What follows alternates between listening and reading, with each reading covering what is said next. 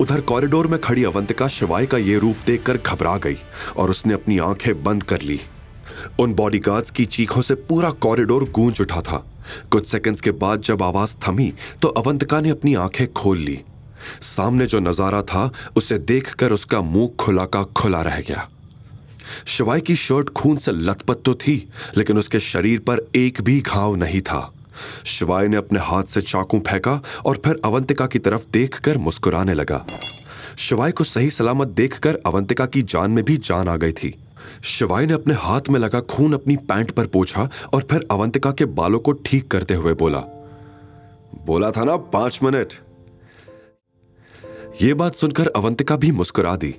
कुछ सेकंड्स के बाद जब शिवाय अवंतिका का हाथ थामकर सीढ़ियों से नीचे आया तो विकी यह नजारा देखकर हक्का बक्का रह गया। उससे तो लगा था कि वो शिवाय की लाश देखेगा, लेकिन यहां तो शिवाय जिंदा था। यह देखकर विकी का गुस्सा और भी बढ़ गया, लेकिन वो कर भी क्या सकता था। शिवाय ने गुस्से भरी नजरों से विकी को देखा और धीरे धीरे उसकी तरफ बढ़ने लगा। जैसे जैसे शिवाय उसके पास आ रहा था, विकी का गला सूखता जा रहा था। शिवाय विकी के काफी करीब पहुंच चुका था, लेकिन इससे पहले कि वो विकी से कुछ कहता, उसे पीछे से गोली चलने की आवाज आई। शिवाय ने भी पीछे मुड़कर देखा तो उसकी आंख फटी की फटी रह गई।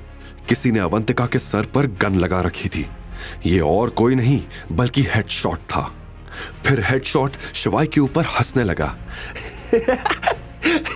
क्यों बे आशिक, अब तो हार मान ले या निकालू तेरी लैला की जान। शिवाय खुद अवंतिका को गन पॉइंट पर देखकर घबरा गया था। इस सिचुएशन से निपटने के लिए उसका शांत रहना जरूरी था। ऐसे में उसने हेडशॉट से कहा, देखो तुम्हें जो भी बात करनी है मुझसे करो।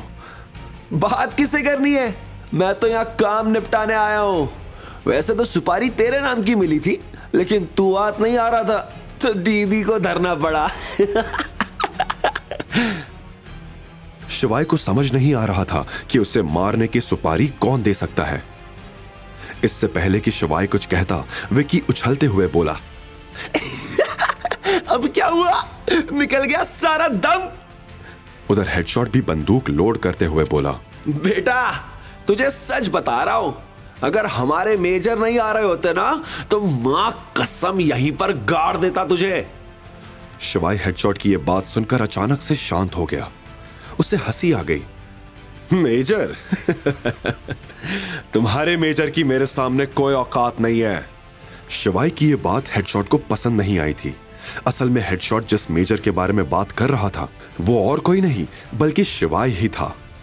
हेडशॉट ने अवंतिका के सर से बंदूक हटाकर शिवाय पर निशाना साधते हुए कहा, हंसता है हमारे बॉस पर, हमारे मेजर का मजाक उड़ाता है।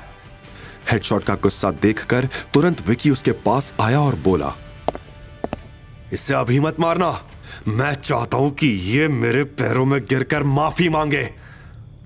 सुना तूने? जल्दी से पैरों को लपक ले। हेडशॉट ने जोर देते हुए शिवाय से कहा।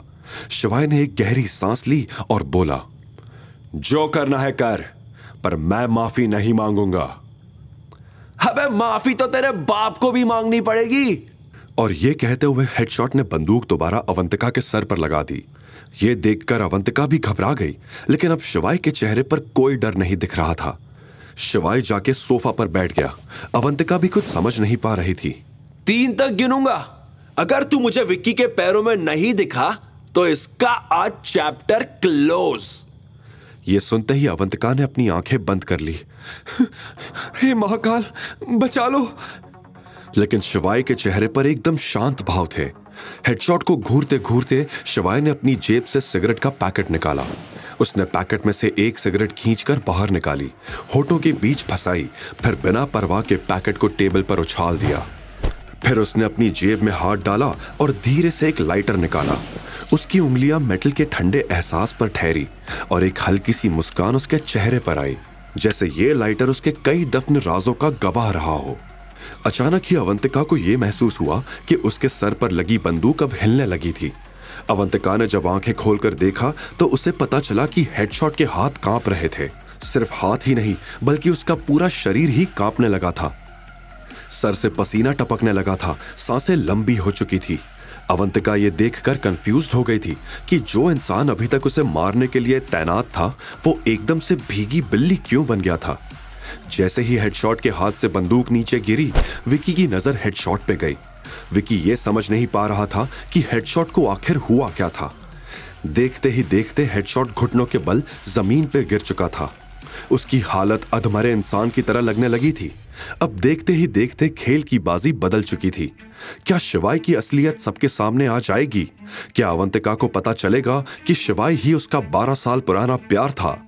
आगे की कहानी जानने के लिए देखिए अगला एपिसोड सिर्फ पॉकेट एफएम के YouTube चैनल पर। और शिवाय एक विनाशक के सारे एपिसोड्स को सुनने के लिए डिस्क्रिप्शन में दी लिंक से डाउनलोड करें पॉकेट एफएम ऐप।